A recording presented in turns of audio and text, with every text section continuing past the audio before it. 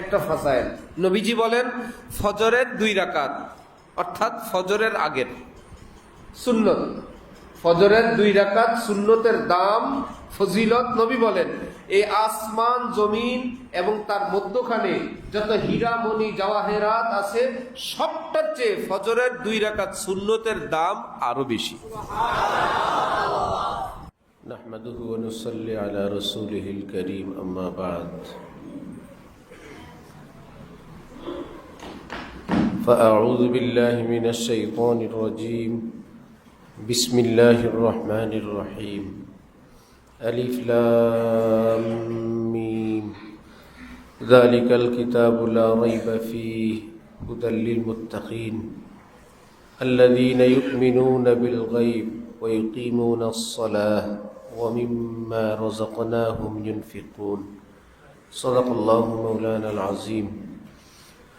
وقال رسول الله صلى الله تعالى عليه وسلم: الصلاة عماد الدين، من أقامها فقد أقام الدين ومن تركها فقد هدم الدين، أو كما قال النبي عليه الصلاة والسلام. উপস্থিত হযরত উলামায়ে কেরাম এবং অনেক সৌভাগ্যবান, অনেক সাআদাতমান ওই সকল মানুষ যারা ফজরের জামাতে অংশগ্রহণ করার মস্ত বড় তৌফিক সৌভাগ্য আল্লাহ পাক যাদেরকে দান করেছেন, আল্লাহ পাক আমাদের এই নামাজকে কবুল ফরমান। জানতে পারলাম ফজরের নামাজ 5 ওয়াক্ত নামাজ কেন্দ্রিক আপনারা এখানে বিশেষভাবে মেহনত করেন। সেই মেহনতের একটি সুফল, একটি পরিবেশও এখানে বিদ্যমান। আদ-দাল্লু আলাল খাইরি কাফাইলিহি,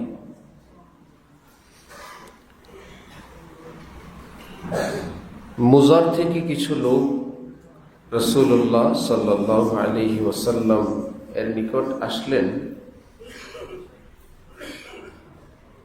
যাদের গায়ে স্বল্প পোশাক, কাঁধে তরবারি, তাদের চেহারা অভাব অনটনের দশা দেখে নবীজি বড় কষ্ট পেলেন। ঘরে গেলেন, হযরতে বেলালকে বললেন, এলান করো, আজান দাও। নামাজের পর হযরত রাসূলুল্লাহ সাল্লাল্লাহু আলাইহি ওয়াসাল্লাম মিম্বরে তশরিফ নিলেন। এই গরিবদের সাহায্য সহযোগিতা সংক্রান্ত নসিহত করলেন। একজন ব্যক্তি সামান্য কিছু সদকা করলেন। দেখা দেখি পরস্পর সদকা করা শুরু হলো। বর্ণনাকারী সাহাবী বলেন, আমি দেখতে পেলাম যে তাদের সাহায্য সহযোগিতার ফলে কাপড় এবং বিভিন্ন বস্তুর 2টা অনেক বড় স্তূপ হয়ে গেছে। নবীজি বললেন, আদ-দাল্লু আলাল খাইরি কাফাইলি, সর্বপ্রথম যে ব্যক্তি সাহায্য করা শুরু করলেন, যাকে দেখে সবাই সাহায্য করলো, সবাই নিজ নিজ সওয়াব তো পাবে, সমপরিমাণ সওয়াব প্রথম ব্যক্তিকে আল্লাহ পাক দান করবেন। পাশাপাশি আরেক হাদিস মিশকাত শরীফে নবীজি বলেন, এই পৃথিবীতে যত হত্যাকাণ্ড ঘটবে, মানুষ মানুষকে খুন করবে, খুনির গুনাহ যা হবার হবে সমপরিমাণ গুনাহ হযরত আদমের সন্তান কাবিল তার আমল নামায় যোগ হইতেই থাকবে। কারণ মানুষ হত্যা করার এই অন্যায় কাজ এই পৃথিবীতে সর্বপ্রথম সে করেছে। কিয়ামত পর্যন্ত উম্মত যত আমল করবে সমপরিমাণ নেকি আল্লাহ পাক রাসূলুল্লাহ সাল্লাল্লাহু আলাইহি ওয়াসাল্লামকে হাদিয়া দিতেই থাকবেন। আমরা নামাজ পড়ি, আমাদের সওয়াব আমরা পাই, সমপরিমাণ সওয়াব নবীজি পান। হজ করেন, যাকাত দেন, তিলাওয়াত করেন, দোয়া মুনাজাত করেন, মাদ্রাসা মসজিদ নির্মাণ করেন ইত্যাদি। সেজন্য যারা আজকের এই উদ্যোক্তা, অনেক সৌভাগ্যের ব্যাপার, অনেক কিসমতের ব্যাপার। যারা সেখানে অংশগ্রহণ করছেন তাদের জন্য নবীজি বলেন, লা ইউনকাসু মিন আজরিহি শাইআ মিন উজুরিহিম শাইআ। ভয় আতঙ্কের কিছু নাই যে আমি আরেকজনের কথায় আমল করলাম, আমার থেকে কোনো নেকি আবার তার কাছে চলে যায় কিনা। নবীজি সান্ত্বনা দিয়ে বললেন, আমলওয়ালা যে অন্যের কথায় তুমি আমলে আসলা, তোমার সমপরিমাণ নেকি তাকে দেয়া হবে, তোমার নেকি সওয়াবে বিন্দু মাত্র কমতি করা হবে না। তোমার পুরস্কার তুমি পুরাই পাবে। তোমার যদি শৌক হয়, জজবা হয়, আমিও এইরকম একটা অ্যাকাউন্ট চালু করি, অন্যদের থেকে আমার কাছে আমল আসবে, তুমি এইরকম কোনো কাজ করো, তোমারটা দেখে দেখে অন্যরা করবে। রাসূলুল্লাহ সাল্লাল্লাহু আলাইহি ওয়াসাল্লাম ইরশাদ করেন, আস-সালাতু ইমাদুদ্দিন। নামাজ হলো দ্বীনের ভিত্তি এবং বুনিয়াদ। মান আকামাহা ফাকাদ আকামাদ-দ্বীন। যে নামাজ কায়েম করলো সে তার জীবনের পূর্ণ দ্বীন প্রতিষ্ঠা করলো। আমরা তো নামাজ পড়ি। এক সাহাবী বললেন, ইয়া রাসূলুল্লাহ, এই লোকটা চুরি করে। নবীজি জিজ্ঞেস করলেন, নামাজ পড়ে? হ্যাঁ, নামাজ পড়ে। নবীজি বললেন, রাখো, তার নামাজ তাকে চুরি থেকে তওবা করার তৌফিকের ব্যবস্থা করে দিবে। নামাজ পড়ে, চলো বাকিটা ছুটবে সব। ইন্নাস সালাতা তানহা আনিল ফাহশাই ওয়াল মুনকার। কোরআনে পাকে আল্লাহ পাক বলেন, নামাজ নামাজিকে ফাহিশা কাজ, পাপের কাজ, গুনাহের কাজ থেকে নামাজ সেই বিরত রাখে। প্রশ্ন হয়, অনেক নামাজি তো ভুলও করে, গুনাহও করে, তার নামাজ তো তাকে চুরি থেকে, মিথ্যা থেকে, ফাহিশা কাজ থেকে বিরত করলো না। তার জবাবে বলা হয়, অসম্ভব। আল্লাহ বলছেন নামাজ নামাজিকে অন্যায় থেকে, ফাহিশা কাজ থেকে বিরত রাখে। অবশ্যই রাখে। কোথায় রাখে? বলা হলো, সারা জীবন গুনাহ থেকে বিরত রাখবে, কমপক্ষে যেই সময় নামাজ পড়ে আল্লাহু আকবার, ওই সময় কি কোনো ফাহিশা কাজ করতে পারে? চুরি করতে পারে? ওই সময়টা একটা মানুষ 5 বার মসজিদে আসে, যে বাহিরে থাকলে গুনাহ করত, মসজিদে আসার কারণে 10 মিনিট, 20 মিনিট, আধা ঘন্টা, তো 5 ওয়াক্তে 5, আধা ঘন্টা, 2.5 ঘন্টা তো তার গুনাহমুক্ত হয়ে গেল। ভাই, আধা ঘন্টা তো তার গুনাহমুক্ত হইল, 1 ঘন্টা 2 ঘন্টা তো তার গুনাহমুক্ত হইল। as-সালাতু নূর, নামাজে আসলো, নূরের মধ্যে সে ভাসলো।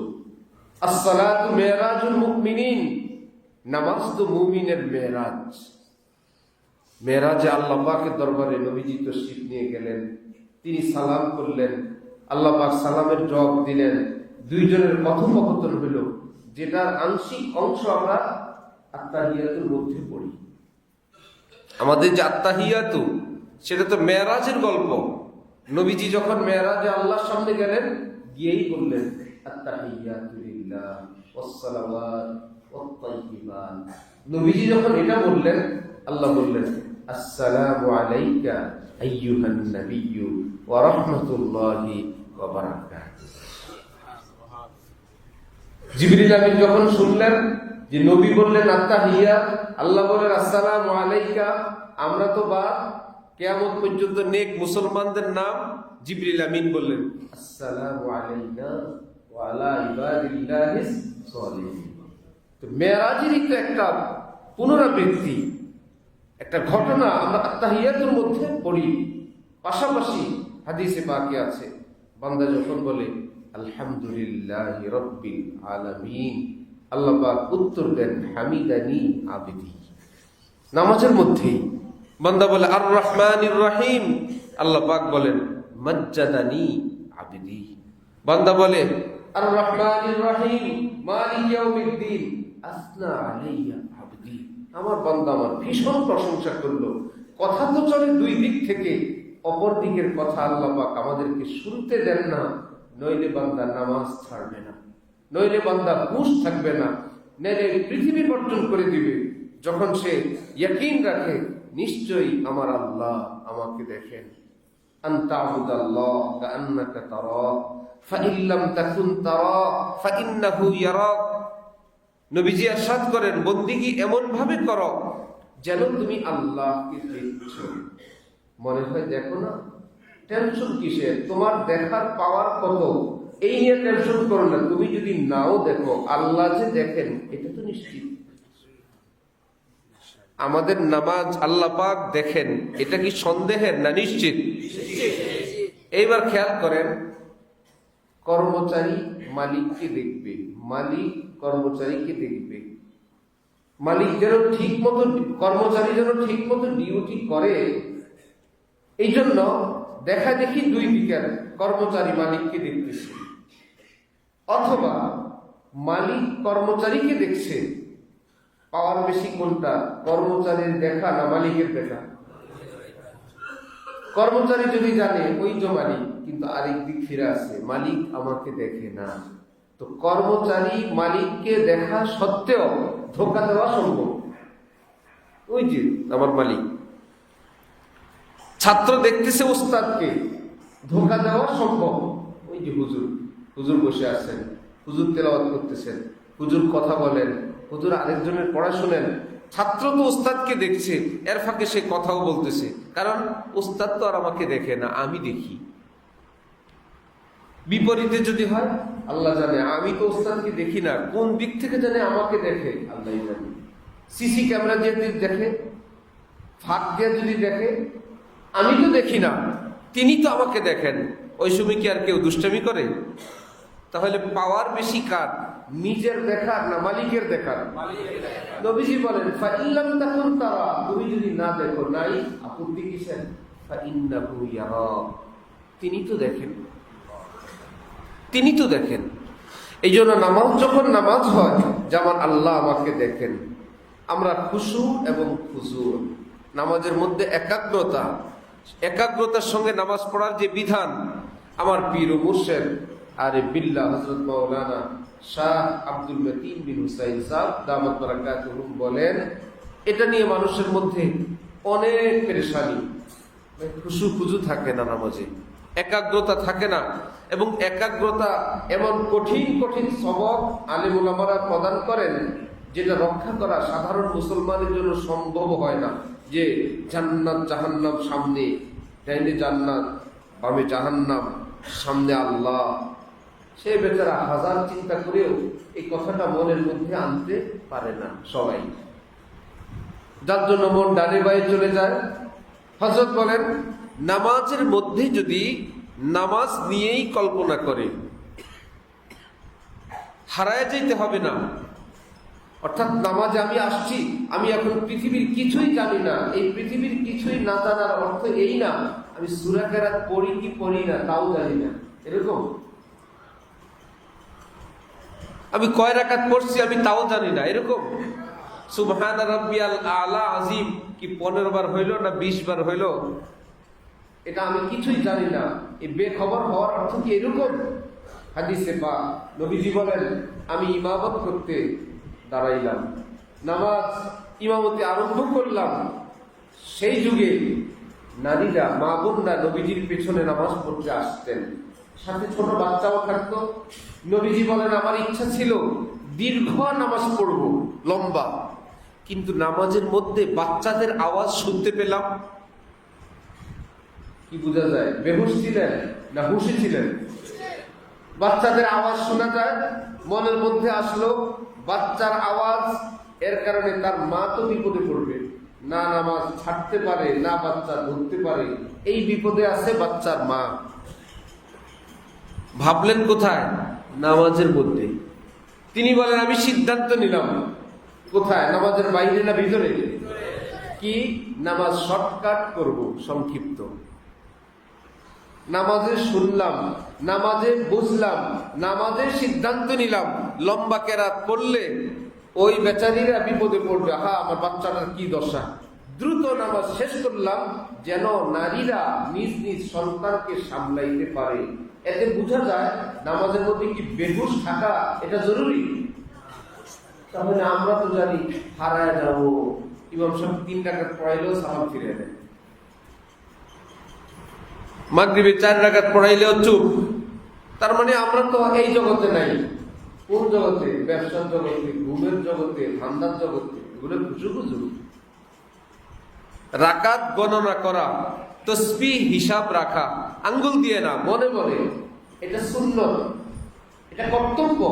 তাহলে নামাজের মধ্যে এক প্রকারের হুঁশ, চেতনা জাগ্রত রাখা আমাদের কর্তব্য। তো হযরত বলেন খুশু কি জিনিস? হযরত সহজ ভাষায় বললেন কায়মন বাক্যে, নামাজের কাজে মশগুল থাকার নাম খুশু খুজু। কায়মন বাক্যে, নামাজের আমলে মশগুল থাকার নাম খুশু খুজু। কায়মন বাক্যে কি? সারা জীবন শুনছি, বুঝি নাই, আধা বুড়ো হয়ে এখন বুঝলাম। কি? কায় বলে বডিকে, দেহকে। কায়া দেখলে মায়া লাগে, বলে না? চেহারা, বডি। কায় মানি দেহ, মন মানি মন, বাক্য মানি জবান। অর্থাৎ আমার দেহ, আমার অন্তর, আমার জবান দুনিয়ার কাজে থাকবে না নামাজের কাজে থাকবে? খামাখা চুলকানি, খামাখা হিসাব, খামাখা জামা দেখে নামাজের মধ্যে, অথবা বেঢঙ্গা দাঁড়ায়, অথবা হাত পা নাড়াচাড়া করে, এটা কি নামাজের আমল হইল না বাহিরের কাজ হইল? বাহিরের। নামাজের মধ্যে কোনো নড়াচড়া নাই, যেভাবে দাঁড়ানো দরকার সোজা সুন্নত মোতাবেক প্রত্যেকটা আমল। এটা হলো কায়। এবার দেহ তো এখানে আছে, মনকে কি করব? যাকে নিয়ে বড় বিপদ, যে থাকেই না নামাজে, তার জন্য ডিউটি হলো দেহের যেই ডিউটিটা মনকে পাহারাদারিতে দেওয়া। মন দেখো তো ঠিক আছে কিনা, মনে মনে কেবল ভাববো এখন তো আমি দাঁড়ানো অবস্থায়, 2 পায়ের মধ্যখানে তো আনুমানিক 4 আঙ্গুল পরিমাণ কাছাকাছি ফাঁকা রাখতে হয়, আছে তো? পায়ের আঙ্গুলগুলো কেবলার দিকে রাখতে হয়, আছে তো? আমার চোখটা সেজদার জায়গার দিকে রাখতে হয়, আছে তো? এই মাত্র সূরা ফাতিহা পড়লাম, তারপরে কোন সূরা পড়বো? আচ্ছা চলো ওয়াল আসরি পড়ি, তারপরে এই তো ওয়াল আসর শেষ হলো, এই তো এখন আমি রুকুতে যাব। তো রুকুতে তো 3, 5, 7 বার তাসবিহ পড়া যায়, কয়বার পড়বো? আচ্ছা আমি 5 বার পড়ি। এই তো 2, 3, 4, 5 হলো।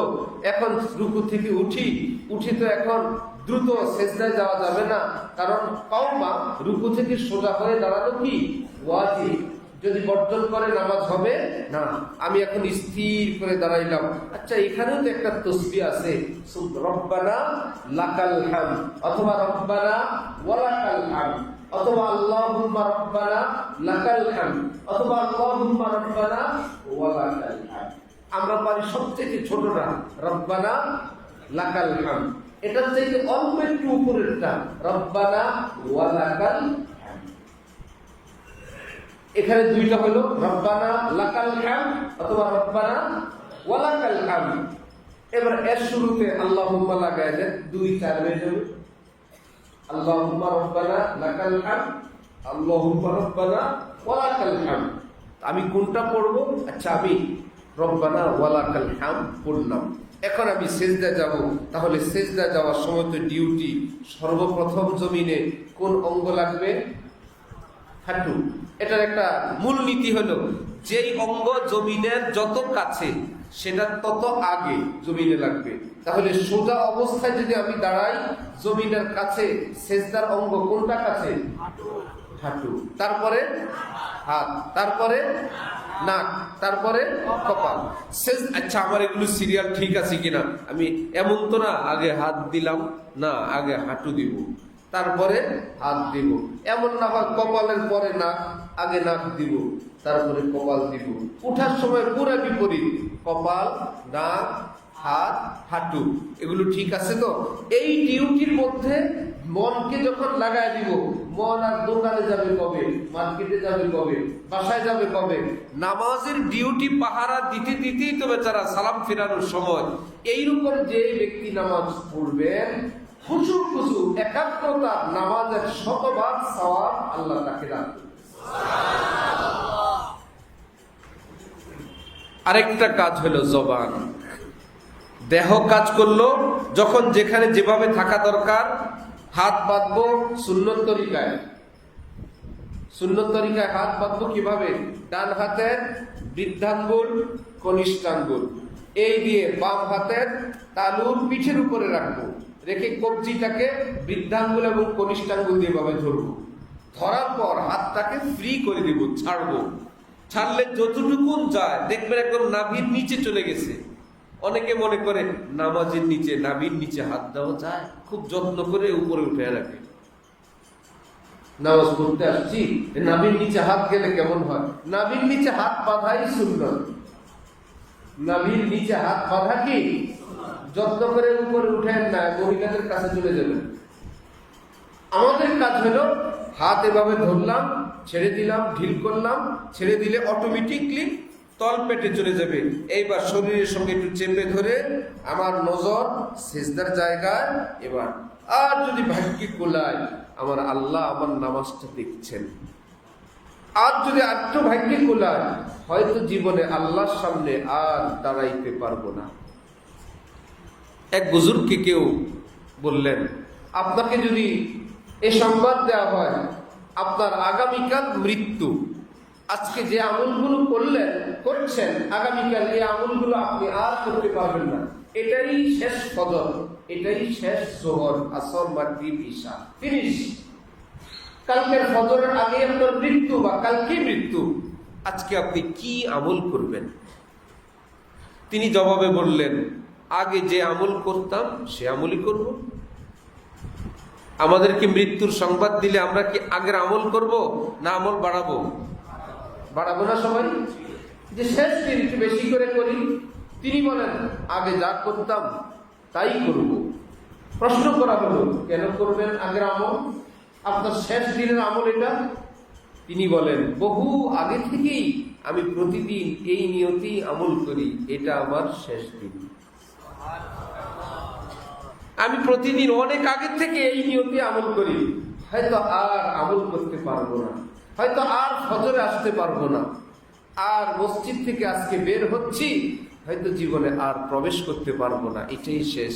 এই জন্য অত্যন্ত যত্ন সহকারে ভেবে চিনতে, চোখের পানি ফেলতে ফেলতে, মনে কান্না করতে করতেই বের হই, আর জানি আসতে পারি কিনা। তো বেচারা যখনই আমল করে এই নিয়তেই করে, আর জানি পারি কিনা। এটা খুশুর একটা উচ্চ স্তর। আল্লাহ আমাকে দেখছেন, আরো উচ্চ স্তর।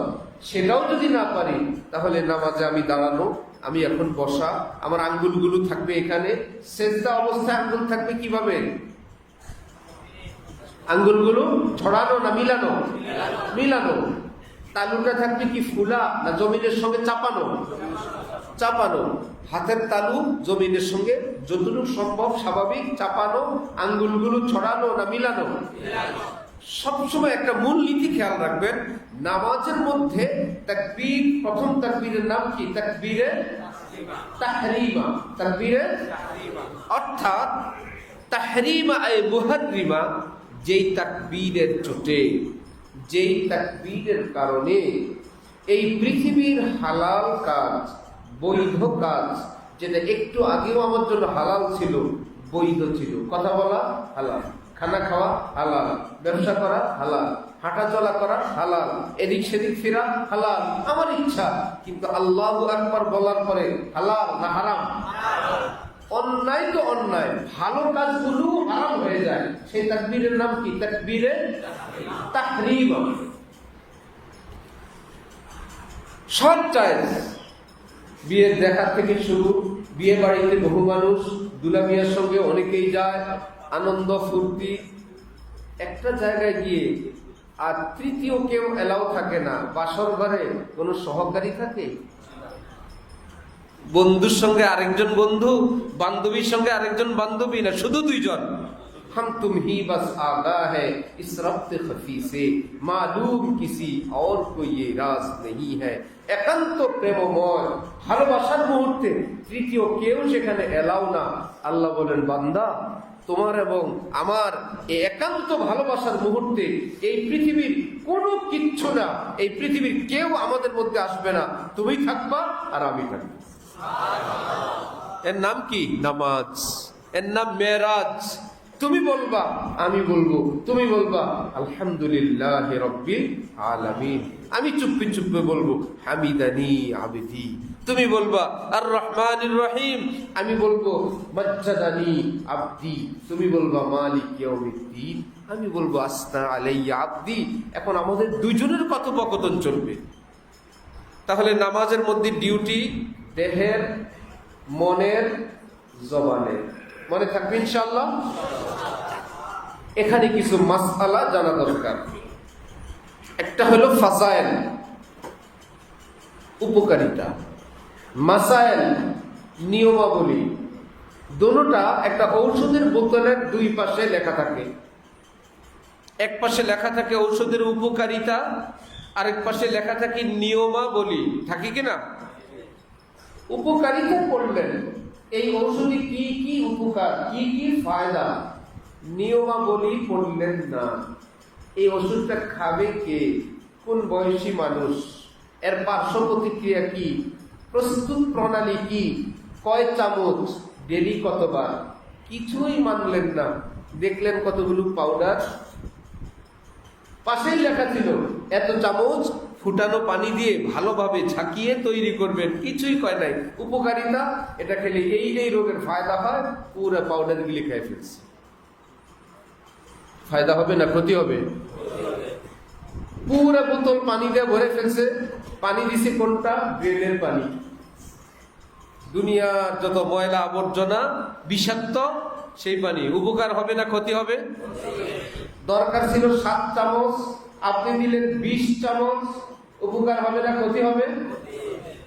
কথা ছিল ডেলি 1 চামচ খাবে, পুরো বোতল খেয়ে ফেলছে। উপকার হবে না ক্ষতি হবে?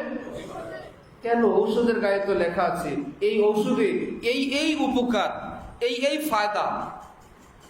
উপকারের আরবি হইল ফাজাইল।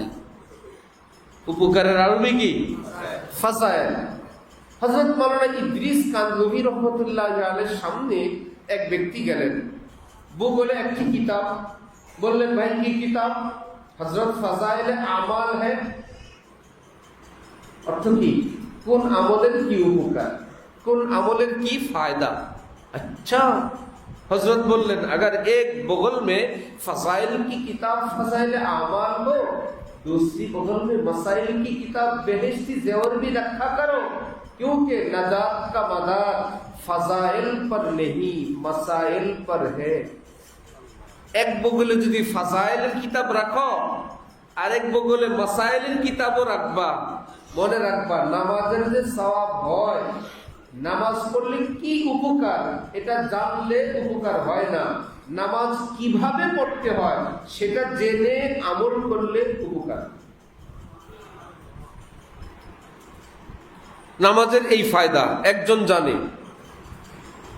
রাকাতাল ফজরে খায়রুম মিনাদ দুনিয়া ওয়া মা ফিহা, একটা ফাজাইল।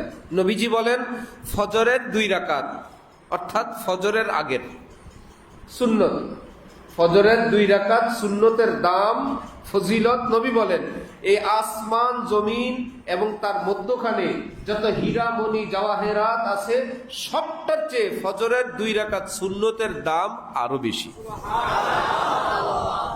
বিনা উজুতে পড়লে না উজু সহকারে? কেবলামুখী পড়লে না আরেক দিকে? না পাক কাপড়ে না পাক কাপড়ে? সূরা কেরাত ছাড়া না সূরা কেরাত সহ?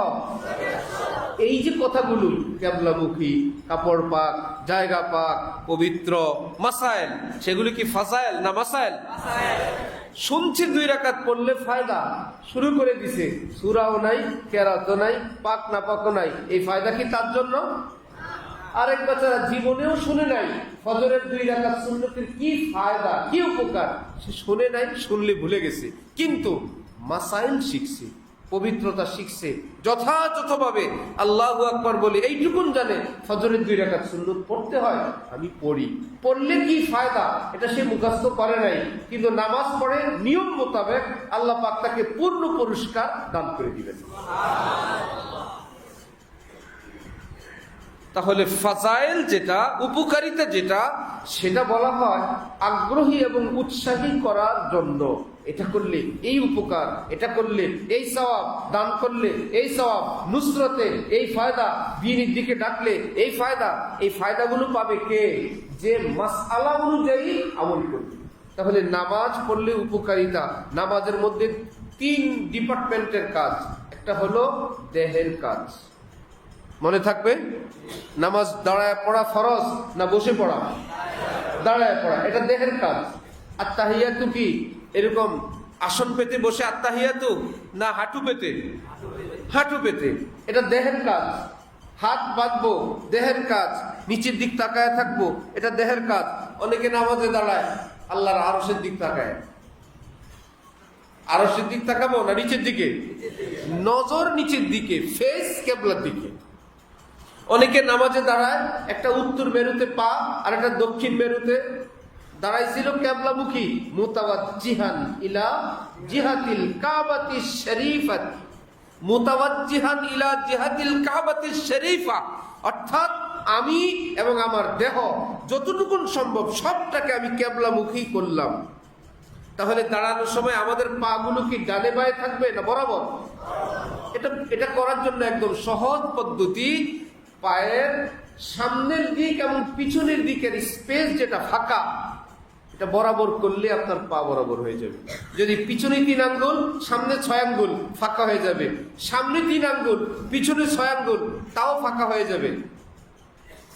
বরাবর যখন রাখবো কেবলা থাকবে, যখন সামনেরটা বেশি হবে চলে যাবে, যখন পিছনেরটা বেশি হবে তাও কেবলা থেকে হারায় ফেলবো। 4-6 আঙ্গুল যাই হোক, সামনের ফাঁকা, পিছনের ফাঁকা, অর্থাৎ পায়ের পাতা যেটা গোড়ালি থেকে আঙ্গুল এই পর্যন্ত 2 পায়ের ফাঁকার মধ্যখানটা সমান সমান থাকবে, তখনই পা কেবলা বরাবর হবে। আর নামাজের কাতার সোজা করতে বলে, কাতার সোজা করতে গিয়ে দেখা গেছে একজনের পা ছোট, আরেকজনের পা বড়, কাতার বেচারা আঙ্গুলে আঙ্গুলে মিলেছে, কাতার সোজা হয় নাই। কাতার সোজা করবো কি পায়ের আঙ্গুল দেখে না গোড়ালি দেখে? গোড়ালি দেখে। নামাজে আসছে, একজনের দক্ষিণ পাশে দাঁড়ায় আছে, নতুন মুসল্লি আসছে, যে আসছে দক্ষিণওয়ালা তারা ডাকে এদিকে আসে। কাতার কি দক্ষিণ থেকে শুরু হবে না ইমাম বরাবর? আপনি আসেন ইমাম বরাবর না, উনি ফ্যানের নিচে দাঁড়াইছে, লোকদেরকে ডাকে এদিকে আসে। কে কার দিকে যাবে? আপনি আসবেন। কাতার তো শুরু হবে ইমাম বরাবর, প্রথম কাতার শেষ, ডান বাম শেষ, এবার পরের জন দাঁড়াবেন কোথায়? দ্বিতীয় কাতারে, ডানে বায়ে ফ্যান বরাবর না ইমাম বরাবর? ইমাম বরাবর। আরেক পার্টি আছেন, নামাজে আসেন, উজু করে আসছেন, জলদি রুকু ধরলে নামাজ, রুকু পাইলেই নামাজ, এই জন্য এসেই ইমাম সাহেব রুকুতে চলে গেছেন, আল্লাহু আকবার। এটা আল্লাহু আকবার কোনটা হইল? তাকবীরে তাহরিমা হইল না রুকুটা হইল? রুকুতে যাওয়ার সময় আল্লাহু আকবার বলা সুন্নত, তাকবীরে তাহরিমা বলা কি ফরজ। আপনি তো নামাজ স্টার্টই দেন নাই, নামাজ তো শুরুই হয় না আপনার। নামাজ রুকু যদি যায় কি জেল হবে নাকি? রুকু যদি ছুটে যায় নামাজ বাদ যাবে? ফাঁসি হবে? জাহান্নামে যাওয়া লাগবে? আপনি যে চেষ্টা করছেন সেই চেষ্টার সওয়াব পাবেন। মাসআলা অনুযায়ী আমল করেন, স্থিরভাবে দাঁড়ান, আল্লাহু আকবার, কমপক্ষে 1 তাসবিহ সুবহানাল্লাহ, এই পরিমাণে একটু দাঁড়ানোর পর এবার দ্বিতীয়বার আবার রুকুতে যান আল্লাহু আকবার বলে। এইবার রুকুতে গিয়ে যদি ইমাম সাহেবকে 1 তাসবিহ পরিমাণ সুবহানা রাব্বিয়াল আযীম, একবার পরিমাণ সুবহানাল্লাহ, এইটুকুর পরিমাণ সামি আল্লাহ বলার আগে আপনি পাইলেন, রুকুও পাইলেন, নামাজও পাইলেন, সব সহি, কিন্তু আপনিও গেলেন, উনিও উঠলো, ঠিক আছে রুকুটা পেলাম না। অথবা আপনি দাঁড়াইলেন, উনি উঠে গেল, রুকু পেলাম না, কিন্তু নামাজটা তো হইল। রুকু ধরার জন্য নামাজ ডিসমিস। আমার আপনার প্রথম কাজ রুকু ধরা না নামাজ ধরা? নামাজ ধরা। আবার পিছনে আরেক ব্যক্তি নামাজ ধরবে প্লাস প্রথম রাকাতটা ধরবে, এত দ্রুত আসছে জালেমের উজু হয় নেই, কোন রকম উজু করে চলে আসছে, চেহারার এই পাশ দিয়ে শুকনা, কোন দিক থেকে শুকনা, আঙ্গুলের চিপা শুকনা। কারণ কি ধরতে হবে? প্রথম রাকাত ধরা লাগবে। প্রথম রাকাত ধরবেন উজুবিহীন, নামাজ ধরবেন তাকবীরে তাহরিমাবিহীন। নবীজি বলেন আস-সালাতু মিফতাহুল জান্নাহ ওয়াত-তুহুরু মিফতাহুস সালাহ। পবিত্রতা এটা হলো নামাজের চাবি, নামাজ হলো বেহেশতের চাবি। চাবি চাবিতে মিলে আসতে হবে। তো আগের পাঠ খুললেই না পরের পাঠ, আগের পাঠ বন্ধ রাখলে পরের পাঠে যাবেন কিভাবে? এই জন্য মান আকামাহা, নবীজি ইরশাদ করেন যে নামাজ কায়েম করবে। আমরা তো নামাজ পড়ি, আমরা নামাজ কি করি? আপত্তি নাই, আমাদের বাংলা ভাষা অনুযায়ী নামাজ পড়া শব্দ ব্যবহার করা যায়, কিন্তু নামাজ কায়েম করা কাকে বলে? নামাজ কায়েম বলে যার নিয়ত সুন্দর, যার উজু সুন্দর, যার একাগ্রতা সুন্দর, যে জামাতের সাথে পড়ে, যে অত্যন্ত যত্ন সহকারে পড়ে, যে নিয়মিত সব সময় নামাজ পড়ে, এই ব্যক্তিকে বলে সে নামাজ কায়েম করলো। নবীজি বলেন যার উজু সুন্দর, পাক পবিত্র, মাসাইল অনুযায়ী নামাজ ইত্যাদি, এইরকম যে নামাজ পড়বে, এই ব্যক্তি আল্লাহ দ্বীন নিজের জীবনে পুরাটা প্রতিষ্ঠা করল। ধীরে ধীরে তার সব হবে। আল্লাহ, যখন আমরা মসজিদের দরজায় আসি কি দোয়া পড়ি? আল্লাহুম্মা ফতাহলি, হে আল্লাহ আমার জন্য রহমতের সবগুলো দরজা খুলে দেন। এত বড় সাহস! মাত্র আসলেন নামাজে, তাও আরেকজনের দাওয়াত দিল, মাত্র মসজিদের গেইটে জীবনের প্রথম, দ্বিতীয়, তৃতীয়, অথবা ভালো মন্দ মিলে হাজারো গুনাহ, কিন্তু গেইটে আসলে সবার জন্য পারমিশন, দোয়া পড়েন আল্লাহুম্মা ফতাহলি আবওয়াবা। অর্থাৎ যেন মসজিদ পর্যন্ত আসলেই আল্লাহ পাক খুশি হয়ে যান। তাকে জিজ্ঞেস করেন, বান্দা তুমি ফজরে চলে আসছো, জোহরে আসলা, আসর মাগরিব এশায় আসলা, আমার দুয়ারে চলে আসছো, বলো তোমার কি লাগবে, কি চাও আমার কাছে? নবী বলেন আল্লাহ তোমার কাছে জানতে চান তুমি কি চাও, তুমি সব চাও, বলো আল্লাহুম্মা ফতাহলি আবওয়াবা রাহমাতিক। আল্লাহ আপনি জানতে চান আমি কি চাই, আপনার যত প্রকারের রহমত আছে আমি সব চাই। গেইটে অফার, গেইটেই অ্যাপ্লিকেশন, সব চাই। নামাজ যখন শুরু, এইবার সেজদায় গেলে হাদিস শরীফে আছে বান্দা যখন সেজদা করে, বান্দা আল্লাহ পাকের নূরানি কদমের উপর সেজদা করে। এই কপালের নিচে আল্লাহ নিজের কদম বিছায় দেন। এবার জানতে চান, হাদিসে পাকে আছে বান্দা আল্লাহর সবচেয়ে নিকটে যায় যখন সেজদায় থাকে, এত নিকটে।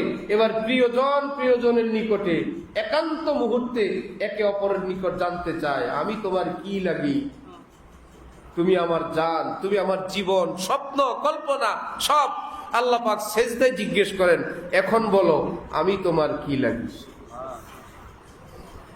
বান্দা বলে সুবহানা রাব্বিয়াল, আপনি আমার রব লাগেন, আপনিই তো আমাকে পালেন, এই কালো চোখে আলো তো আপনিই দেন, এই দেহ তো আপনিই চালান, এই জীবন তো আপনার, এই আলো আপনার, বাতাস আপনার, আমিও আপনার। আল্লাহ আমি সবটাই আপনার। তাহলে নামাজ কি এরকম কোন ডিজাইনের নাম না একটা ইবাদতের নাম? আমরা ডিজাইন করে ঝুঁকি না আল্লাহর সামনে ঝুঁকি? আমরা মাটিতে কপাল লাগাই, নামাজের ডিজাইন না আল্লাহর সামনে? আমরা আল্লাহ আপনাকে সেজদা করি। মনে থাকবে ইনশাআল্লাহ? তাহলে দেহ, মন, জবান এগুলো দিয়ে আমরা নামাজ আদায় করার চেষ্টা করব। আর ফাজাইল অবশ্যই জানবো, তাহলে আগ্রহ থাকবে। এর চাইতে লক্ষ কোটি গুণ বেশি জরুরি ফাজাইল না মাসাইল? ফাজাইল জানবো আগ্রহ সৃষ্টির জন্য। সেই আগ্রহ সৃষ্টি হওয়ার পর কাঙ্ক্ষিত ফায়দা উপকার পাওয়ার জন্য প্রয়োজন মাসাইল। নবীজি ইরশাদ করেন, তলাবুল ইলমি ফারিজাতুন আলা কুল্লি মুসলিম। যে এলাকার মানুষ এমন দিনদার, আমার তো মন চায় মাঝে মাঝে আমি এখানে আসি, কারণ হাজারো মাহফিলের চেয়ে আজকের এই মাহফিল আমার কাছে বেশি সুন্দর লাগছে। এক নুরানি মজমা, ফজরের পর এখানে মুসল্লি, আশপাশ থেকে মুসল্লিয়ানে কেরাম, ওলামা হযরত তাশরীফ নিয়ে আসছেন।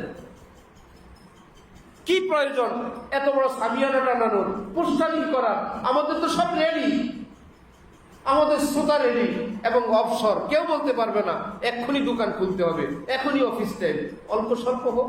মুহিউসুন্নাহ আবরার হক সাহেব রহমতুল্লাহ বলতেন 5 মিনিট দিনই কথা হবে, 3 মিনিট হবে। হযরত ঘড়ি দেরি শুরু করতেন, ঠিক 3 মিনিটের মাথায় ওয়া আখিরু দাওয়ানা আনিল হামদুলিল্লাহি রাব্বিল আলামিন।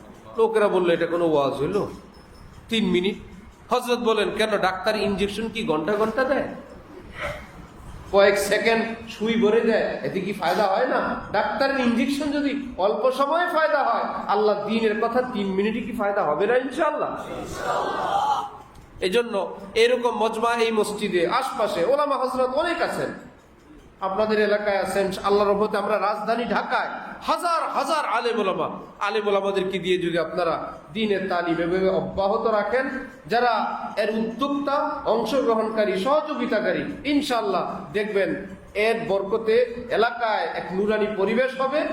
এর ফাওয়ায়েদ আপনারাও পাবেন, যারা শুরু করবেন আল্লাহ তাদেরকেও দান করবেন। আল্লাহ আমাদের সবাইকে খুব খুব তৌফিক দান করেন। ওয়া আখিরু দাওয়ানা আনিল হামদুলিল্লাহি রাব্বিল আলামিন। দুরূদ শরীফ পড়েন। আল্লাহুম্মা সাল্লি আলা মুহাম্মাদ ওয়া আলা আলি মুহাম্মাদ। আলহামদুলিল্লাহি রাব্বিল আলামিন ওয়াসসালাতু ওয়াসসালামু আলা রাসূলিহিল কারীম। ইয়া আল্লাহ রহমান রহিম, আল্লাহ ইসকারি মজলিসের উসিলায় আল্লাহ আমাদের সবাইকে আপনি মাফ করে দেন। আল্লাহ আমাদের জীবনকে পাকসাফ বানায় দেন। আল্লাহ আমাদের অন্তরে আপনার মোহব্বত দান করে দেন।